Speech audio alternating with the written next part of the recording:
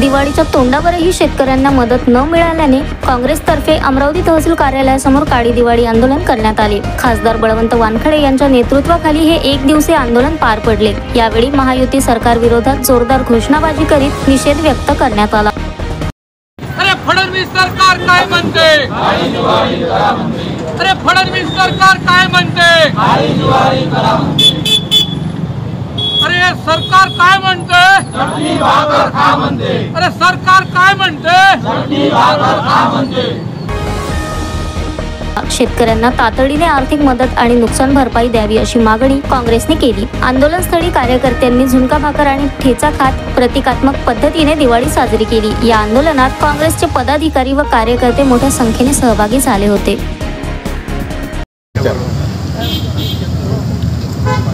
आज संपूर्ण महाराष्ट्रात जे पावसानं थैमान घातलेलं आहे, मग कुठं अतिवृष्टी, कुठं सततचा पाऊस, यामुळे शेतकऱ्यांचं जे काही नुकसान झालं संपूर्ण महाराष्ट्रातच, ते आज दुष्काळ निर्माण व्हावं असं झालं।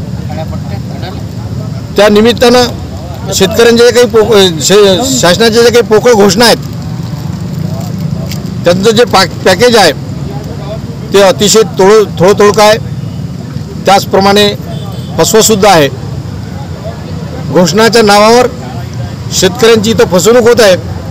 दिवाळीच्या अगोदर सर्व शेतकऱ्यांना पैसे मिळतील असं सांगितलं जाते, परंतु आज जर पाहिलं जे अमरावती जिल्ह्यात सुद्धा जर विचार केला तर 14 तालुक्यापैकी फक्त 6 तालुक्यांना त्यांनी पॅकेज दिलं, तेही त्यामध्ये जे काही मंडल आहेत त्या मंडळनुसार पॅकेज दिलं।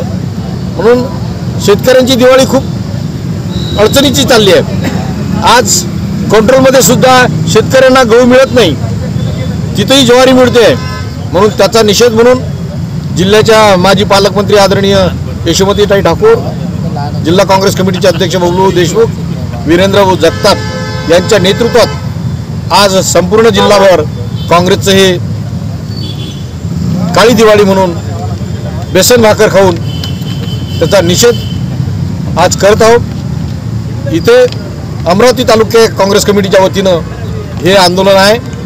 त्या आंदोलनात सर्व शेतकरी सहभागी झालेत, म्हणून ही काळी दिवाळी सरकारचा निषेध म्हणून काळी दिवाळी आम्ही आज इथे साजरी करत आहोत।